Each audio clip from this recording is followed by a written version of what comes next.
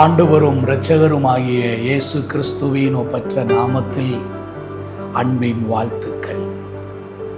இன்றைய தேவனுடைய வார்த்தை பரிசுத்த மத்தேயு எழுதின சுவிசேஷம் 8வது அதிகாரம் 24வது வார்த்தை. அப்பொழுது படகு அலைகளினால் மூடப்படத்தக்கதாய் கடலில் பெரும் காற்று உண்டாயிற்று. அவரோ நித்திரையாயிருந்தார்.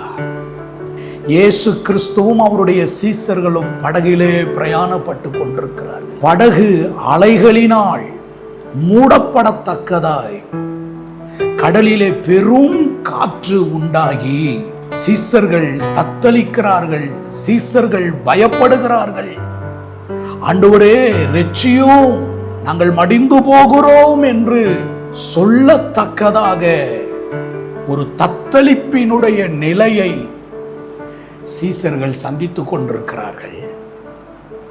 இன்னொரு பக்கத்தில் இயேசு கிறிஸ்துவை பார்த்தால் அவரோ நித்திரையாயிருந்தார் என்று வேத வார்த்தை சொல்லுகிறது.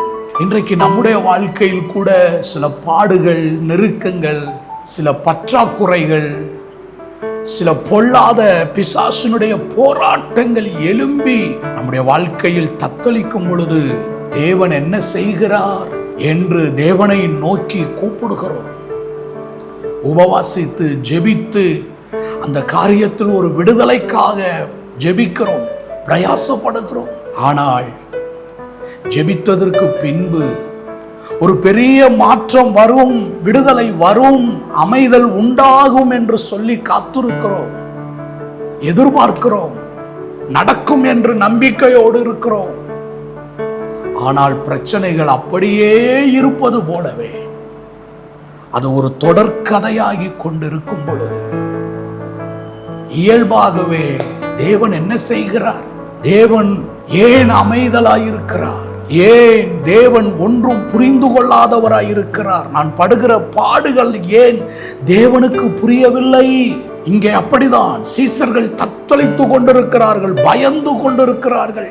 இயேசுவோ நித்திரையாயிருக்கிறார்.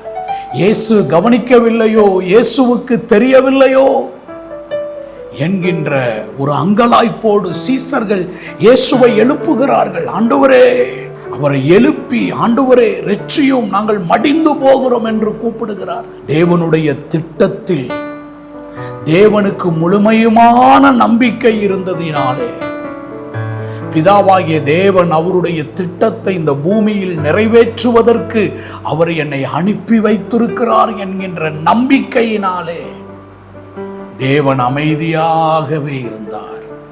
தேவனுடைய அமைதி நம்முடைய வாழ்க்கையில் நம்மை குறித்து தேவன் அலட்சியமாக இருக்கிறார் என்று அர்த்தம் அல்ல.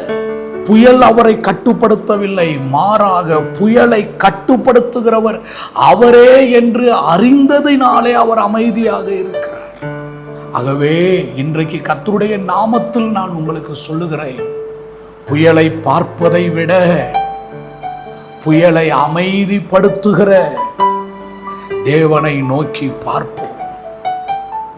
நம்முடைய ஜெபமோ, நம்முடைய உபவாசமோ, நம்முடைய கதறுதலோ, நாம் சிந்துகிற கண்ணீர் துளிகளோ, நாம் விடுகிற பெரும் மூச்சுகள், அது ஒரு நாளும் வீணா போகாது. அது ஒரு நாளும் விரயமாக போய்விடாது.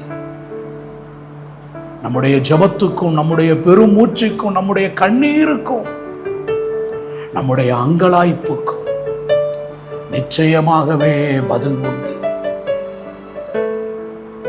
அந்த பதிலை தருவதற்கு ஆண்டவர் ஒரு நேரத்தை, ஒரு காலத்தை ஆண்டவர் குறித்து வைத்திருக்கிறார்.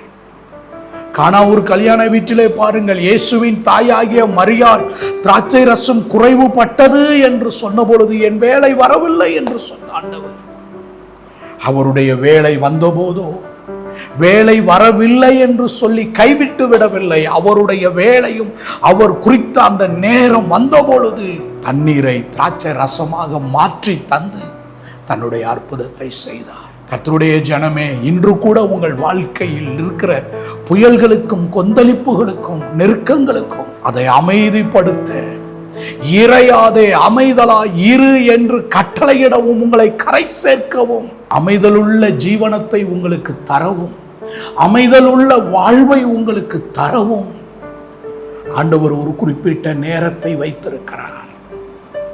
ஆகவே கர்த்தருக்கு ஸ்தோத்திரம். தேவனை நோக்கி பார்ப்போம். ஆகவே புயலை பார்ப்பதை விட, பிரச்சனையை பார்ப்பதை விட, போராட்டத்தை கண்டு ஏன் இந்த போராட்டம், ஏன் இந்த மன உளைச்சல், ஏன் இந்த நெருக்கம் என்று அங்கலாய்த்து கொண்டிருப்பதை விட, கவனிக்கவில்லையோ, ஆண்டவர் செவி கொடுக்கவில்லையோ, ஆண்டவர் எனக்கு பதில் தரவில்லையே என்று மன குமறுதல் அடைவதை விட, அவர் என்னை பார்த்து கொண்டிருக்கிறார். அதை அடக்குவதற்கு, அமைதிப்படுத்துவதற்கு, அதற்கு கட்டளை இடுவதற்கு, சத்துருவை அதட்டுவதற்கு ஒரு நேரத்தை தேவன் குறித்து வைத்திருக்கிறார் என்கின்ற மகா பெரிய விசுவாசத்தோடு, நம்பிக்கையோடு நாம் தேவனுடைய முகத்தை எதிர்நோக்கி பார்த்து கொண்டிருப்போம். ஏற்ற காலத்தில் பதில் செய்வார். இந்த புயலோ பெருங்காற்றுகளோ நம்மை சிதைத்துவிட போவதில்லை. தேவன் கவனித்துக் கொண்டிருக்கிறார். தேவனுடைய கண்கள் நம்மேல் நோக்கமாய் இருக்கிறது. தேவனுடைய செவிகள் நம்முடைய ஜெபத்திற்கு திறந்திருக்கிறது.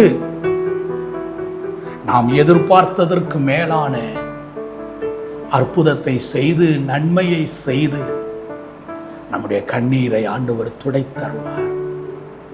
அன்பின் நல்ல ஆண்டவரே, உம்முடைய பிரசன்னத்தில் எங்களை நாங்கள் ஒப்பு கொடுத்து காத்து நிற்கிறோம்.